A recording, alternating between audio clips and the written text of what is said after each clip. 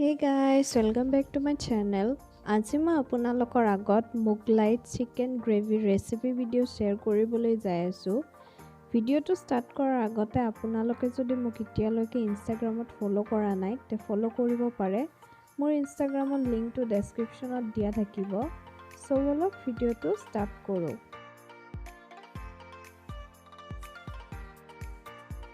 ফাৰ্ষ্টতে মাংসখিনি মেৰিনেট কৰি লৈছো। মেৰিনেটৰ কাৰণে ৰেড চিলি পাউডাৰ, চিকেন মছলা, ধনিয়া পাউডাৰ আৰু অলপমান দৈৰ লগত গোটেইখিনি ভালদৰে মেৰিনেট কৰি আধা ঘণ্টা এনেদৰে থৈ দিছো। তাৰ পিছত অলপমান তেল গৰম হ'ব দিছো। তেলখিনি যেতিয়া গৰম হ'ব মই 4টা মান মিডিয়াম সাইজৰ পিয়াজ লগতে 4টা মান কাজু ভালদৰে পেষ্ট বনাই লৈছো। ইখিনি মই ভাজি থাকিম যেতিয়ালৈকে পিয়াজৰ কেঁচা গোন্ধটো গুচি নাযায়।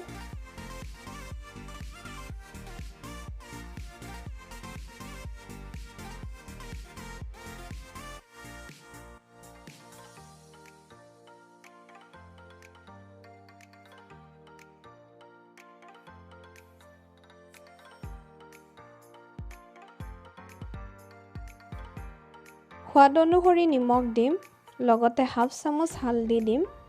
গোটেইখিনি ভালদৰে মিক্স কৰি লম।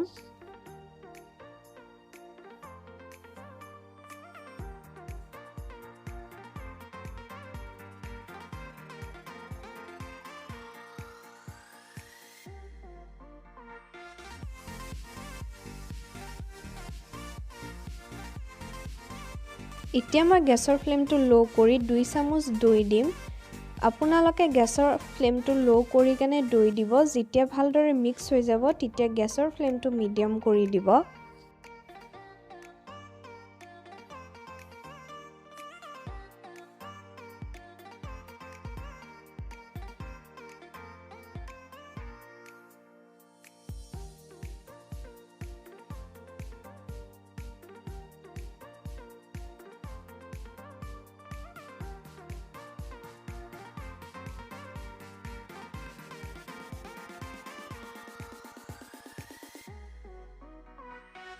মছলাখিনি ভজা হৈ গৈছে। এতিয়া মেৰিনেট কৰা মাংসখিনি দি দিম আৰু ভালদৰে ভাজি থাকিম।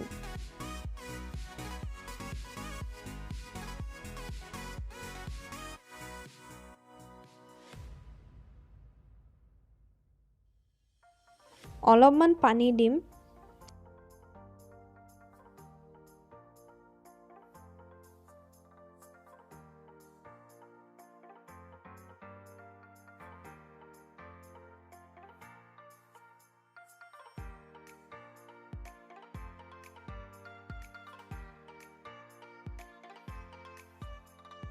যেতিয়া মাংসখিনি আধা ভাজা হ'ব তেতিয়া মই কেইপিছমান আলু দি দিম। আলুটো অপচনেল হয়, যদি খাই ভাল পায় তে দিব পাৰে।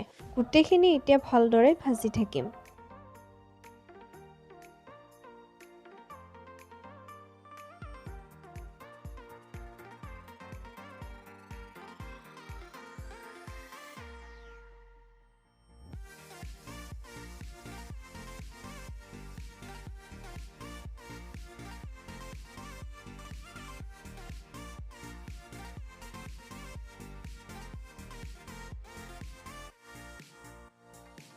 কেইটামান কেঁচা জলকীয়া কাটি দি দিম।